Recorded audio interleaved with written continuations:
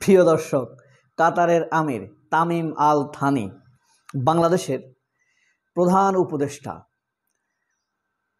Doctor Mohammad ইউনূসকে ভাত খেতে দেয়নি। ব্যাপারটা কি একবার ভাবতে পারেন? ডক্টর ইউনূসকে কাতারের আমির তামিম আল থানি ভাত খেতে দেয়নি। এই যে রাষ্ট্রীয় সফরে গিয়েছেন তিনি, 4 দিনের সফরে, সেখানে ইউনূসকে কোনো ভাত দেয়া হয়নি। এই কথাটি কে বলেছেন জানেন? ইউনূসের তেলের দোকানদার মঞ্জুরুল আলম পান্না, খুব বড় সাংবাদিক, অত্যন্ত শিক্ষিত লোক, এবং তিনি এই ব্যাপারটা ধরতে পেরেছেন একমাত্র যে কাতারের আমির ডক্টর ইউনূসকে ভাত খেতে দেয়নি। এখন কথা হলো, ডক্টর ইউনূস সেখানে কি পরিমাণ ভাত খেতে গিয়েছেন এবং সেটা কি চাইতে পারেন নাই আমিরের কাছে, নাকি তারা ভাত শব্দটা বুঝে নাই? এটা একটা প্রশ্ন দেখা দিয়েছে। বা ডক্টর ইউনূস কী ধরনের ভাত খান, কোন চালের ভাত খান? তিনি কি মিনিকেট খান, নাকি পাইজাম খান, নাকি পান্তা ভাত খান? যে কোনো চালের হতে পারে, এটা একটা বিষয়। হয়তোবা তিনি বুঝিয়ে বলতে পারেননি। ডক্টর ইউনূস হয়তো তাদের ভাষা জানা নেই। মঞ্জুরুল আলম পান্নার এই মহান প্রেডিকশনে এখন ডক্টর ইউনূস বিব্রত, তাই না? এই যে আপনাদেরকে বললাম, একবার ভেবে দেখেন, ইউনূস, আপনি চোখ বন্ধ করে ভাববেন যে ইউনূস, ডক্টর ইউনূস কাতারের আমিরের কাছে ভাত চাইতেছে, কাতারের আমির দেয় নাই। ইস্যু শুধু এটা না, ইস্যু হলো কাতারের আমির তো তাকে ভাত দেয় নাই, তার সাথে দেখাও করে নাই। মানে ডক্টর ইউনূসের সম্মান দেয় নাই। ডক্টর ইউনূসের এই সফর ব্যর্থ। এটা হলো মহান সাংবাদিক পান্না, মঞ্জুরুল আলম পান্না। তিনি ডক্টর ইউনূসের বদনাম ব্যতীত আর কোনো গান না। ব্যাপারটা বুঝেন, মঞ্জুরুল আলম পান্না ডক্টর ইউনূসের বদনামের গান ব্যতীত আর কোনো গান না। কত বড় মাপের, কোন কিসিমের পাগল হলে একটা লোক ভাবতে পারে যে ডক্টর ইউনূসের মতো একটা লোককে কাতারের আমির ভাত খেতে দেয়নি। আবার এটার ইংরেজি বলেছেন স্টেট ব্যানকুয়েট। পাগল, আরবের দেশগুলোতে, যেই দেশগুলোতে রাজতন্ত্র আছে, সেই দেশগুলোতে রাষ্ট্রীয় ভোজকে স্টেট ব্যানকুয়েট বলে না, এটা পশ্চিমে বলে, আমেরিকাতে বলে। আর কাতার, সৌদি আরব, আরব আমিরাত, দুবাই, কুয়েত, বাহরাইন, এরা কি বলে? এরা বলে রয়্যাল ফিস্ট, মানে রাজকীয় ভোজন, রাজার পক্ষ থেকে ভোজন। ওখানে স্টেটটা শক্তিশালী না, ওখানে রাজতন্ত্রটা শক্তিশালী। এই স্টুপিড এই জিনিসটি হয়তোবা গেস করতে পারেনি। ফ্যাক্ট হলো, এই জিনিসটি তার মাথায় কেন আসলো? স্পষ্ট, ভারত ডক্টর ইউনূসকে হীন করতে চায়, ছোট করতে চায়, জোকার বানাতে চায়। সেই লাইন ধরে এখন বিএনপিও চাইতেছে, তাই না? এখন হয়তো কয়েকদিন পরে জামাতও চাইবে, কারণ তারা ওই যে সন্তোষ শর্মা টর্মারাকে এনে কিন্তু তারা একটু মাইরের উপরে আছে, মানে সোশ্যাল মাইর যাকে বলে। তাদের এই প্রজেক্ট ফেল করেছে, পলিটিক্যাল প্রজেক্টটি ফেল করেছে, পাবলিক অ্যাকসেপ্টেন্স পায়নি।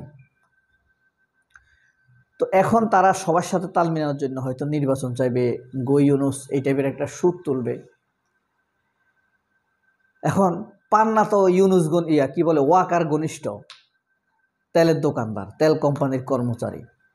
ওই যে খালেদ মহিউদ্দিন, পান্না, কথা কামাল, আরও কিছু লোক আছে, এরা তো তেল দোকানদার। এখন তেল বিক্রি করতে হলে আপনার একদিকের ঢেউ আরেক দিকে দিতে হবে। আপনি যদি তেল মাথায় বেশি দেন, তাহলে তরকারিতে শর্ট হবে খুব দ্রুত, সময় মতো কিনতে না পারবে। এখন মঞ্জুরুল আলম পান্না তো একদিকে তেল দেয়, হ্যাঁ, ওয়াকারি অয়েল মারতেছে সে।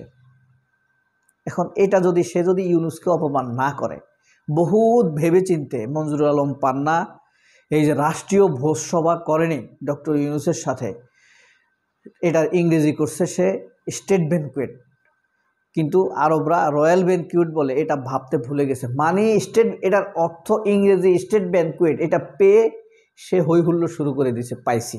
এটাই বলতে হবে যে যাকে বলে স্টেট ব্যানকুয়েট, এটা কাতারের আমির তার সাথে করেননি। পাগল, কাতারের আমিরের কি হয়েছে তার খবর রাখে না, কিসের সাংবাদিক? কাতারের আমির ডক্টর ইউনূস যাবার পরদিন থেকে, পরদিন কি ডক্টর ইউনূস যাওয়ার দিন থেকেই অসুস্থ।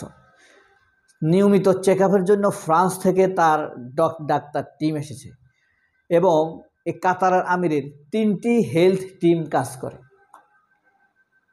ফ্রান্স যখন চেক করে যায় তখন আমেরিকান টিম আসে, আর আমেরিকান টিম যখন চেক করা শেষ হয় তারপর নিউজিল্যান্ডের একটি টিম আসে। ফাইনালি আবার রিপোর্ট দেয় 3টা টিম দেখে আপনার তার নিজস্ব ডাক্তার, কাতারের ডাক্তারেরা এই টিমগুলা কাজ করে। সেই ব্যাপারটি খুবই স্বাভাবিক, একটু জটিল বিষয়।